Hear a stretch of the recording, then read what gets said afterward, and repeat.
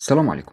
لو رجعنا بالزمن 3400 سنة لعصر القدماء المصريين وأثناء خروج الأمير الشاب تحتمس الرابع للصيد، وصل عند تمثال ضخم وكان متغطي بالرمال ومش ظاهر منه غير راسه، وهو تمثال أبو الهول. وعنده قرر تحتمس يرتاح شوية، وحلم إن أبو الهول بيشتكيله من الإهمال اللي أصابه والرمال اللي بتغطيه، وبيوعده إنه لو شالها هيخليه ملك على مصر. وفعلا تحتمس بعدها يشيل الرمال ويبقى ملك مصر، ويسجل اللي حصل دوت على لوحة من الجرانيت ويحطها قدام أبو الهول، وهي لوحة الحلم. وهنا نسأل سؤال: هو مين أبو الهول ده؟ واتبنى إمتى وليه؟ وهل اسمه الحقيقي أبو الهول فعلا ولا في اسم تاني؟ والسؤال الأشهر: هو مين اللي كسر مناخير أبو الهول؟ وإزاي غمض عينه؟ ألغاز وأسرار كتير هتاخدنا في رحلة مثيرة تعرفنا على قصة الغامض أبو الهول. فمعاك محمد أنور زي ايجيبشن جايد في سلسلتنا اللي فات حبها، ويلا بينا نبدأ. في رحلتنا لفك شفرة أبو الهول كان في مشكلة بتتكرر، وهي الرمال اللي بتغطيه دايما، وفشلت كل محاولات إزالتها حتى في عصر الرومان والإغريق.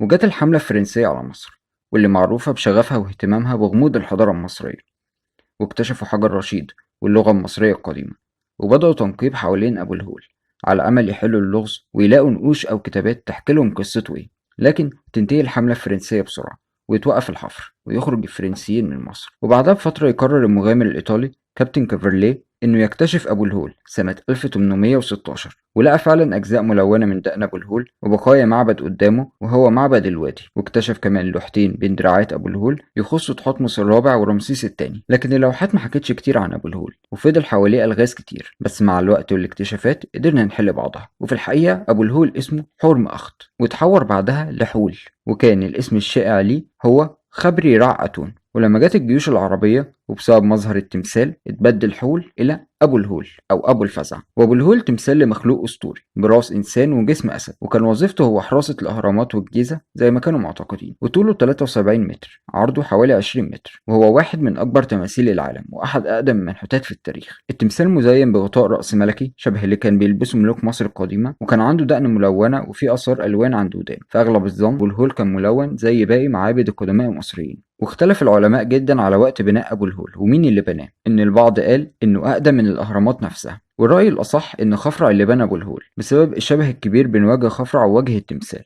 واتذكر اسمه كمان في اللوحة. بالإضافة كمان إن التمثال وقع ضمن المنطقة الخاصة بهرم الملك خفرع، وأبو الهول اتنحت من الحجر الجيري عن طريق 100 نحات وعامل لمدة 3 سنين كاملة بالمطارق الحجرية والأزميل النحاس. ونحته في الأرض أوطى من مستوى الأهرامات خلاه منخفض بيتراكم في الرمال، واللي عمل مشاكل كتير للتمثال وتسبب في مسح ألوانه والنقوش اللي عليه. أما بقى مناخير أبو الهول كلام كتير طلع عليها، زي إن نابليون بونابرت أثناء الحملة الفرنسية على مصر صوب مدافعه على أبو الهول وكسر مناخيره، بس طبعا الكلام ده مش صح، لأن اللوح اللي اترسمت لأبو الهول قبل الحملة الفرنسية زي لوحة فريدريك لوي 1737 بينت إنه كان بدون أنف، وكده نابليون بريء. وأشهر الروايات عن تدمير أنف أبو الهول بتقول إن في شخص اسمه محمد صائن الظهر كان بيعيش بجوار أبو الهول، ولاحظ إن الناس بصتها للتمثال نظرة تقديس ومهابة، فقرر يهدم جزء من التمثال لإثبات عدم قدسيته، وقدر يكسر مناخيره فعلا. بس برضه مفيش أي دليل على القصة دي لحد دلوقتي. والرأي الغالب إن أنف التمثال وقعت لوحدها من عوامل التعرية والرمال، لأنها جزء ضعيف من التمثال، وده لأن أبو الهول كمان كان بيمتلك ألوان ونقوش ودقن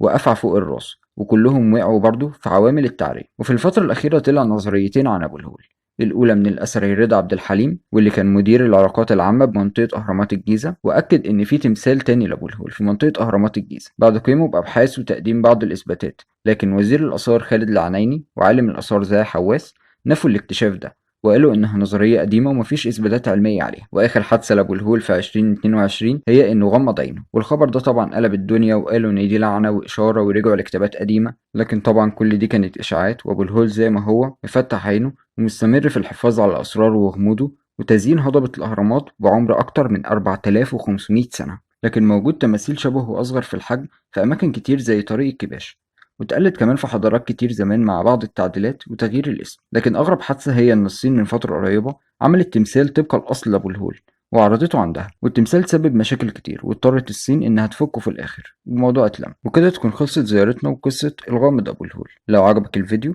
اعمل لايك وسبسكرايب وقول لنا رأيك تحت في التعليقات، والأماكن اللي حابب نتكلم عنها الفيديوهات الجاية، ودوس على زر الجرس. ما تنساش إن أحلى من فيلم كان قصته. كان معاك محمد أنور زي ايجيبشن جايد. السلام عليكم.